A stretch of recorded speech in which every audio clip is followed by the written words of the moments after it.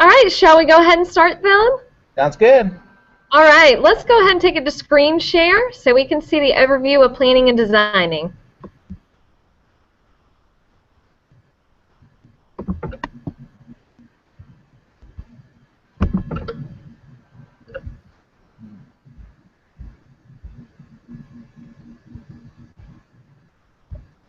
Okay.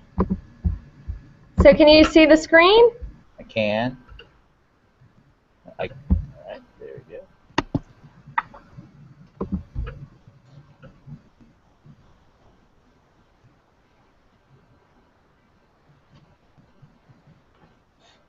It's taken it a second to load here. Fine. You want to go ahead and give a brief overview of what we're going to cover? Absolutely. Okay, so what we're trying to do here is discuss some of the key points in how we plan and design for blended lessons and units. And these are kind of some ideas that I've gotten from doing this process last year and improving upon what I learned last year into this year, and hopefully it'll be able to give some of our faculty members a place to start in designing their own blended learning classrooms. Okay. So, I don't know, let's start with planning. I think that that's probably the most appropriate place to start. If we're thinking about planning, really nothing is changing from what teachers already do. I still plan exactly the same way as I did before, except really what I'm probably doing more of is planning for units at a time instead of week by week or day by day. And I've found that if I just use what I already have, then I'm not recreating the wheel, and it's making my life a lot easier in the process.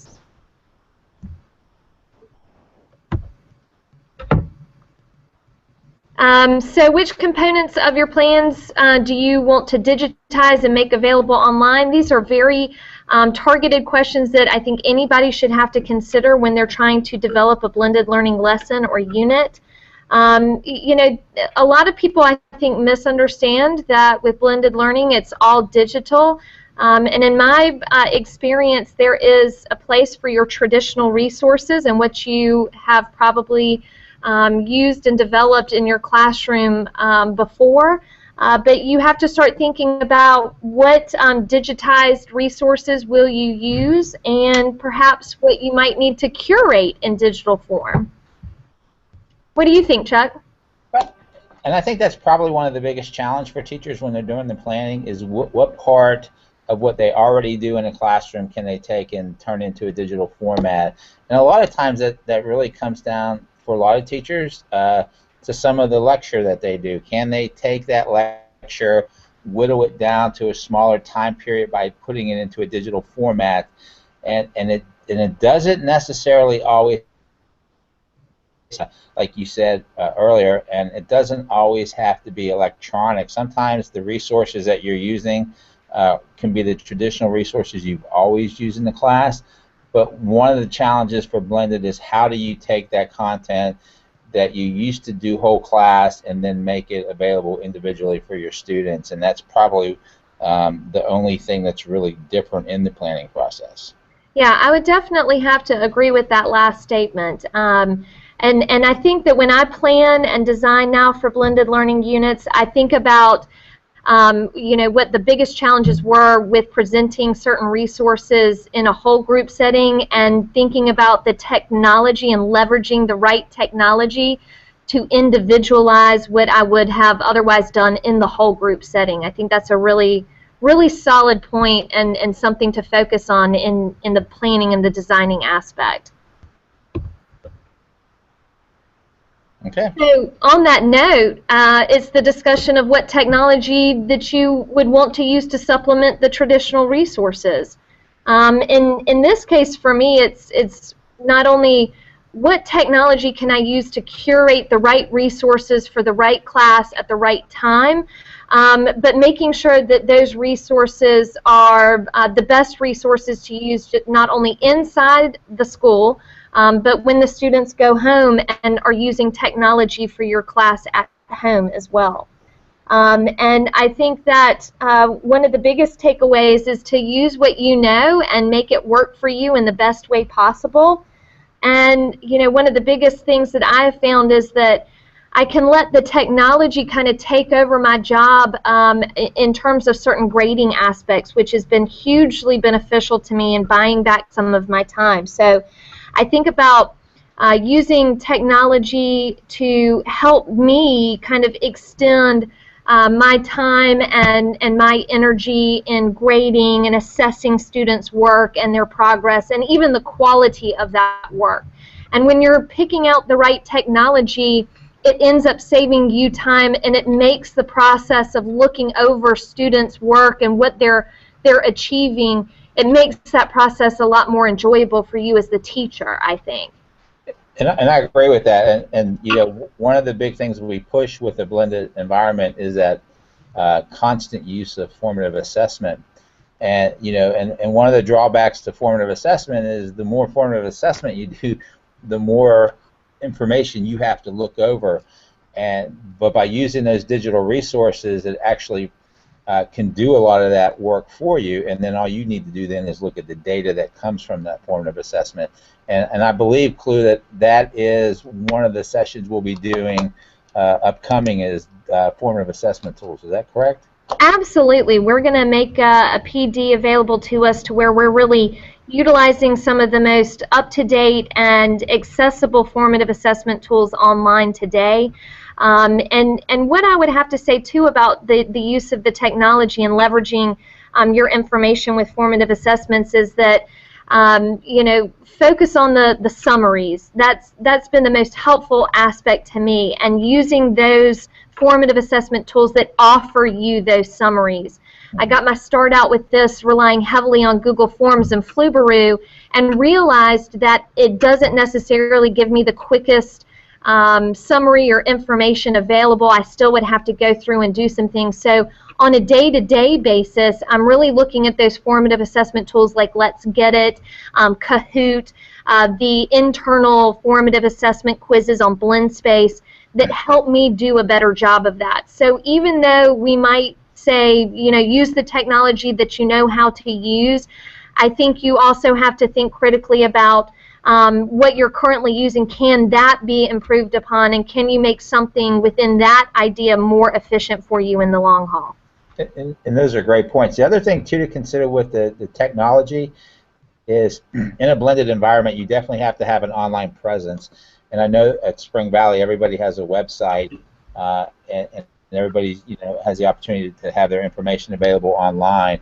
But in a blended environment, it becomes more crucial that that online presence is, you know, since it's where you're going to be putting your content for students to access, is easy for students to access. It makes sense to the students, but more importantly, it has to be easy for you, the teacher.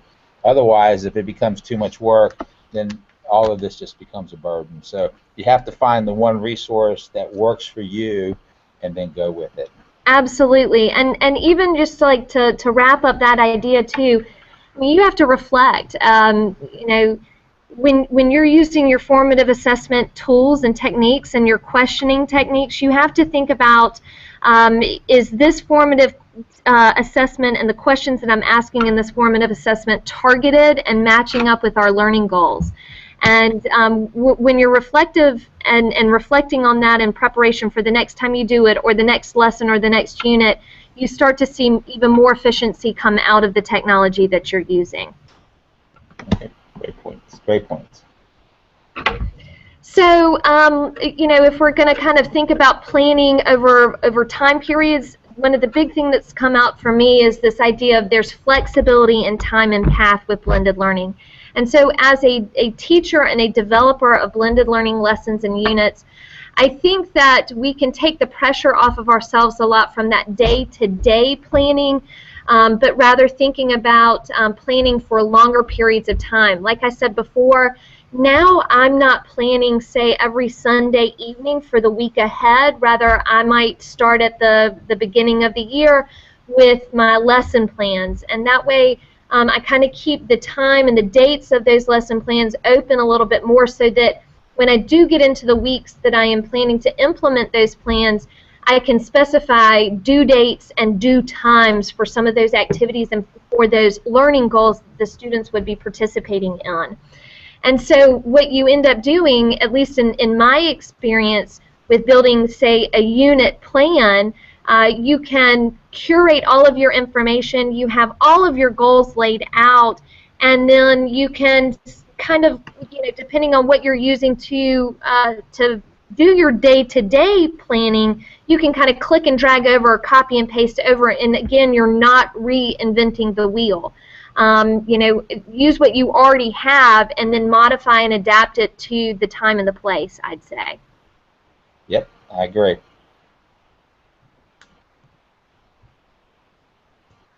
And again, here we come back to formative assessments. This is, I think, going to be stamped in our brains by the end of not only this overview, but in our experience with blended learning.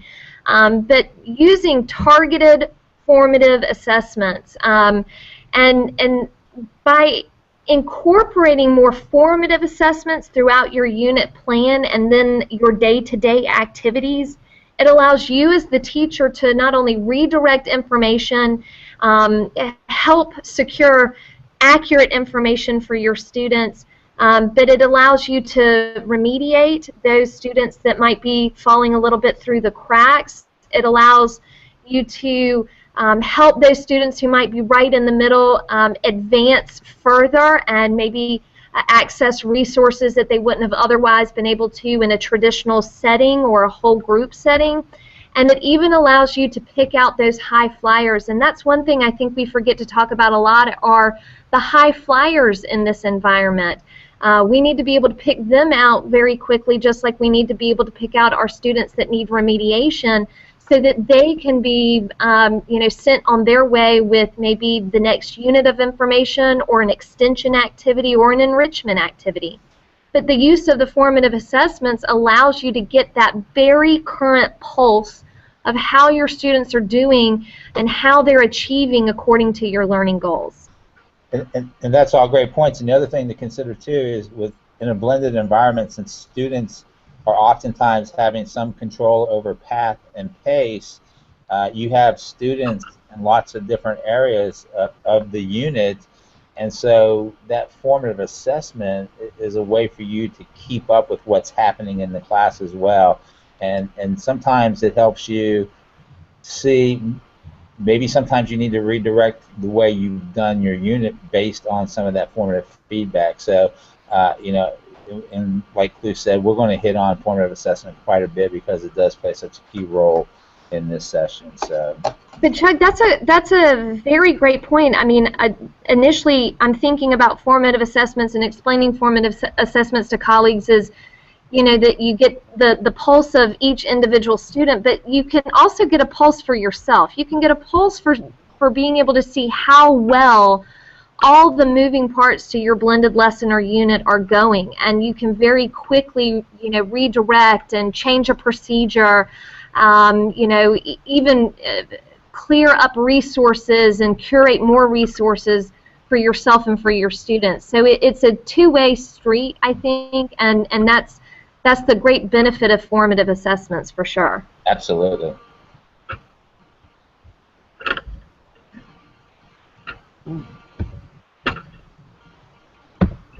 So with all of this and kind of going back to the idea of the formative assessments, and see my PowerPoints, I'm sorry, my PowerPoint is moving a little bit slower than my finger.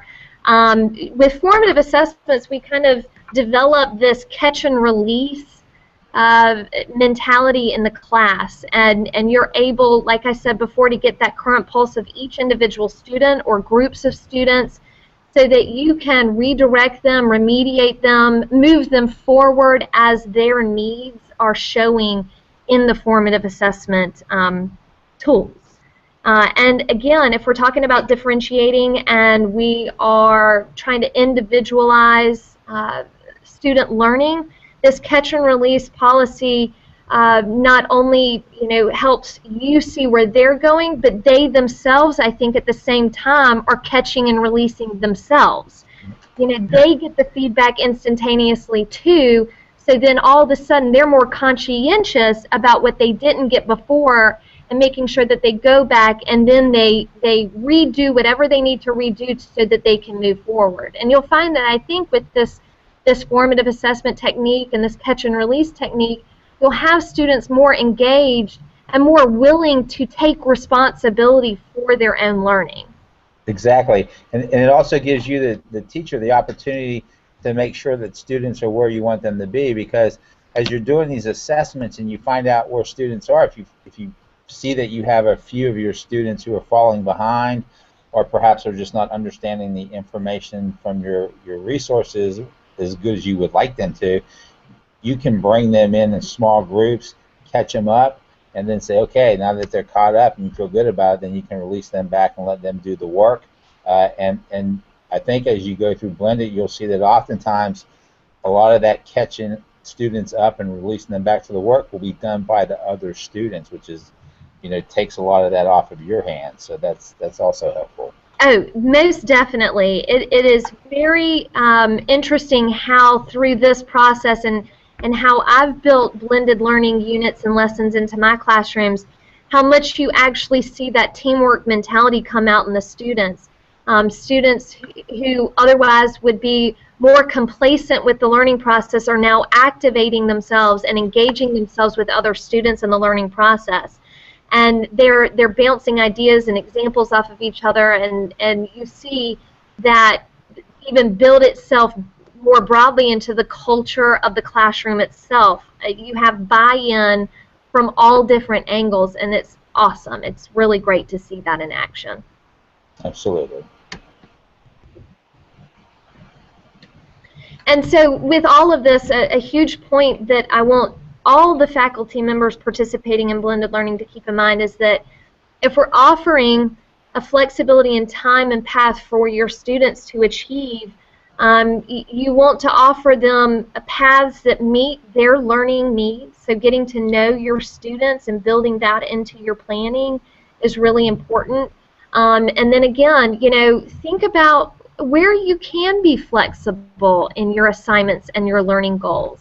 Prior to me implementing blended learning, for me it was I would lecture and then there would be the test on Fridays. So I'd lecture, Monday through Wednesday. We might have something practiced on Thursday, and then they test. Now with blended learning, I can free myself up a little bit more, and it's not so regimented to where you have to, teach and test, teach and test. And when you're offering that flexibility in time, as well as incorporating your students' learning styles into that flexible time frame, you end up seeing more participation and more success on their end as well. Yeah, anytime you can get students to take ownership of their learning, it usually works out a whole lot better.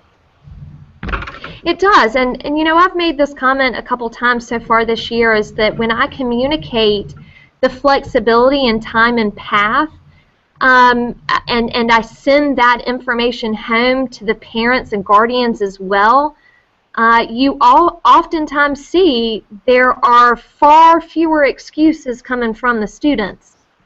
There's far fewer questions on the part of the parents, or the questions from the parents that might be, my student said this and that, and you're not doing this and that, and you kind of see that those problems fall by the wayside. I've not had a single student or parent contact me this year and saying that, the project time and how long I've given them to complete a project has been unfair. And I used to hear that all the time, and I don't hear it anymore, which I think is great. It is great.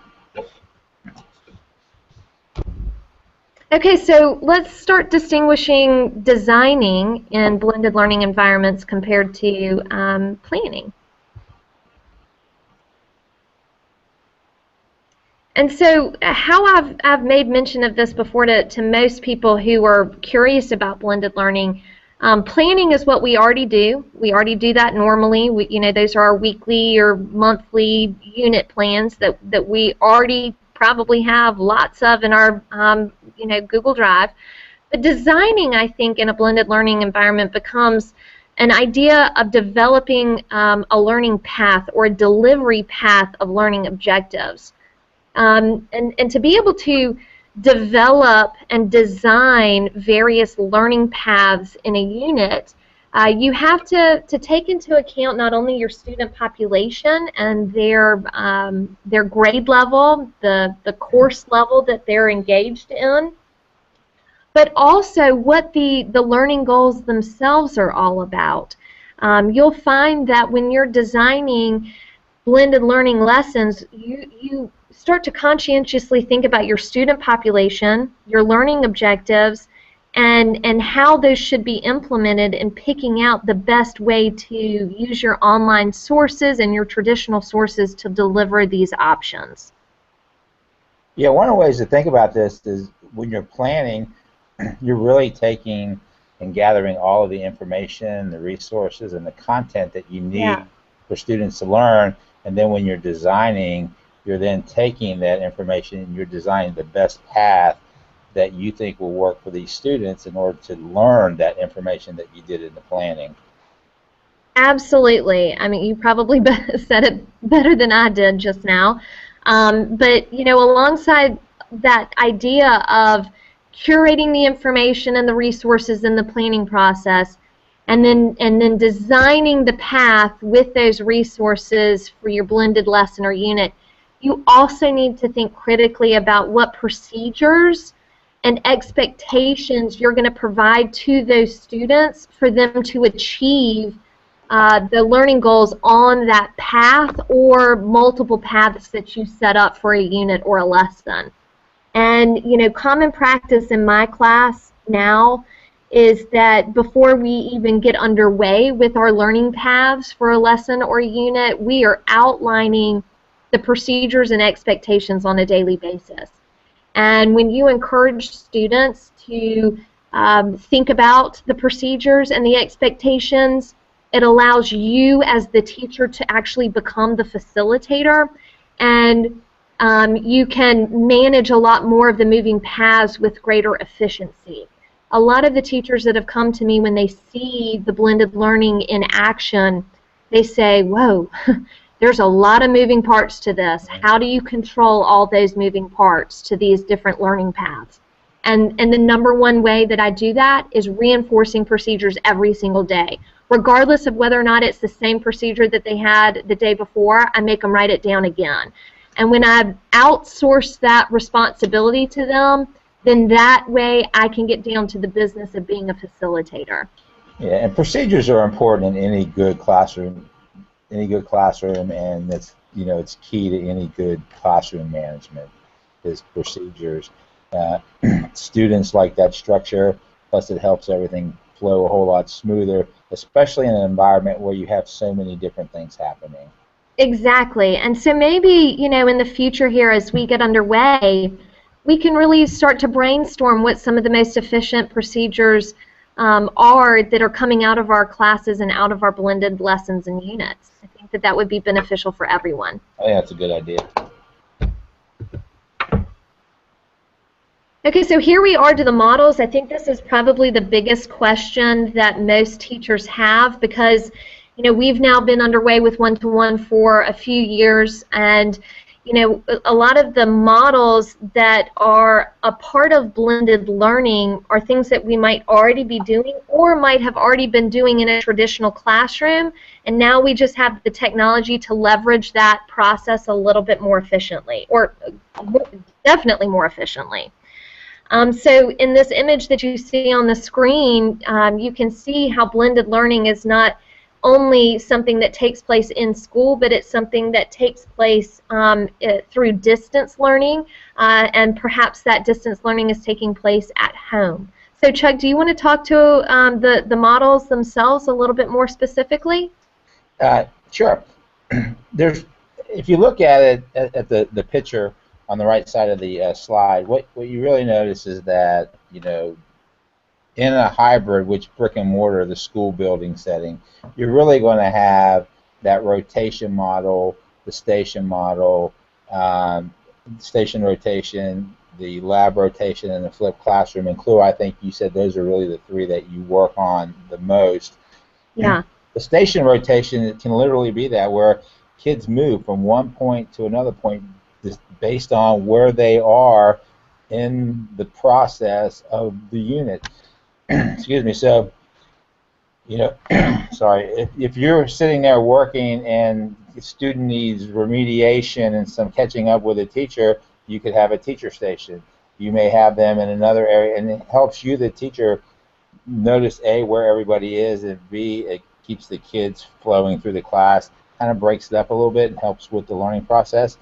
A lab rotation could be that point where they spend time in the lab, and in your situation, they spend time on their Chromebook doing some of the learning, and then after they're done with that portion, then they start to do the activities related to the learning that they did in the lab rotation. The flipped model is, it could be that, VoiceThread, the video, the tutorial video that you created or something like that, that you've made available for the students, and they're actually doing that at home for homework, or even in the classroom. It depends, but it's really you putting that out there for them to have that opportunity to do that learning outside of the classroom. One of the key things with blended learning is that it provides the opportunity for that anytime, anywhere learning for students. And sometimes students have bad days and don't get as much learning done in the classroom, but in a blended environment, they have that time period to complete the work. So sometimes it's okay if they have that bad day, because they can make that up on another day. So those three, the rotation model, which includes station rotation, lab rotation, and flipped, you don't have to use all three. You can go with what works best for you. I would never recommend starting out and saying, I'm going to do all of these things. It might drive you crazy. Good point. So start off slow, pick something.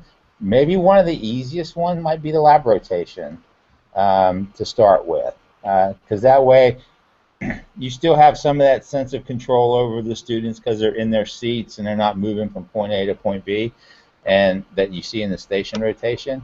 But it also, still accomplishes a lot of the same things. So we'll talk more about the models, so don't get too locked up on those right now. But when we come in next week and talk about your lessons, we'll be able to talk to these a little bit more clearer for you.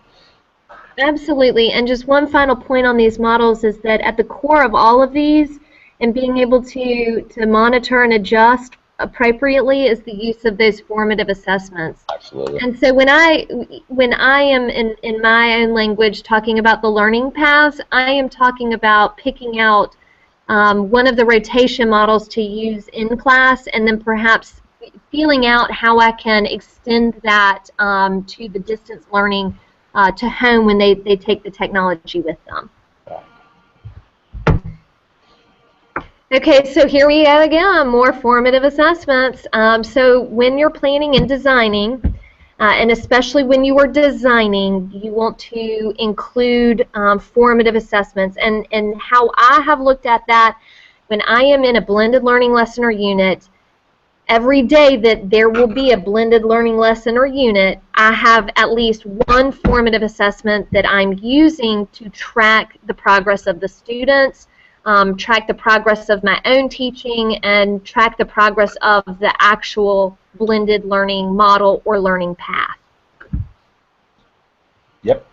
And I don't think we need to spend a lot of time on this slide, since we've kind of beat formative assessment in the head a couple times already. But just keep remembering that formative assessment is something that you'll need to do on a regular basis, as much for you as it is for the students.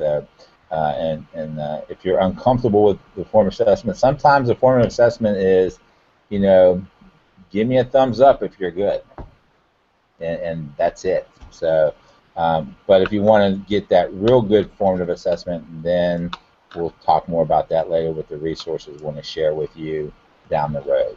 And we got some good ones. Yes, we do. Okay, and then again, think very critically in the design process of what curated resources you're going to use.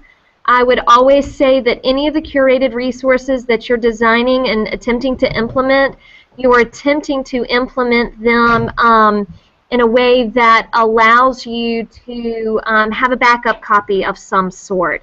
If you can back up your work, so in case a source, a curated platform perhaps fails, then you will save yourself a lot of time and headache, having to rework or, manage a lot of moving parts at once. So when you're designing the use of those curated resources, try to make sure that they work and work for your students, and that you back them up some way so that if something fails, you don't have to completely, can the lesson or the unit. You can easily adapt and move forward. Totally agree. Backups are always excellent to have, because we all know when it comes to technology that there are times when it doesn't work the way we want. And so having that backup plan is always good. But with that in mind, a lot of times, Clue, you did a lot of blending last year. How many times did you run into a situation where the technology just failed you? I would say in terms of, 100% failure, 0 times. It typically would always happen when we would first start using particular resources and trying to troubleshoot students' access to those resources. That is where I have found the most, headache in the beginning. But once you figure out those troubleshooting solutions, then it becomes a well-oiled machine later, and you see that those problems fall off drastically. Right, and that was one of the things I wanted you to point out, was that technology can fail, but typically it doesn't. Yeah. So don't use that as an excuse. And we have the digital starter kit that of resources that we've put together as a district that we highly recommend, and those are guaranteed to work for both students and staff. So I would recommend trying to use some of those resources from the get-go. Also, since there's so many of you participating in this, when you find something that works, share. Share. Share with others, because the more we collaborate as a group, the easier it will be for everybody going through this process. Absolutely. Okay, I think that was the last slide, Clue. Yeah, that's it. That's the overview. Yeah, and so here's what we want you to do with this. After you've watched this video, one of the things we'd like for you to do is to think about your first unit that you would like to do for that you would like to use a blended model for.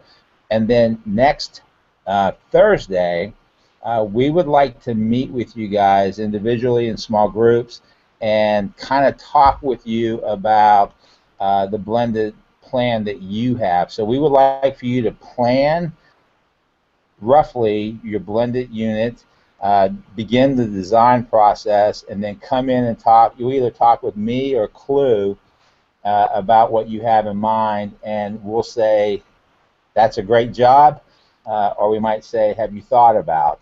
And so we'd like to give you some feedback so you don't feel like you're going into this all on your own, and we will give you as much support as possible at the beginning so that you'll feel comfortable going into that blended unit that you're going to attempt for your GBE. So, yeah. Did I forget anything on that, Clue? Well, let's just confirm that next Thursday, September 25th, we will be available through all planning periods for those participating in the Blended Learning Project to sit down with us. So, Chuck, I think you're going to cover periods 1 and 2, 5 and 7, and you're going to probably be in the multi-purpose room at some place, which we'll get those details out to y'all as we get that more refined. And then I will be down in my room in D120 during 3rd, 4th, and 6th periods on Thursday, September 25th. So when you're ready to come down and show what you got, come on down. All right. All right. Well, I think that just about does it. And Chuck, thanks so much for setting up the Hangout. And everybody, let us know if you have questions. All right. Thank you. Thanks, Chuck. All right. Bye. Bye.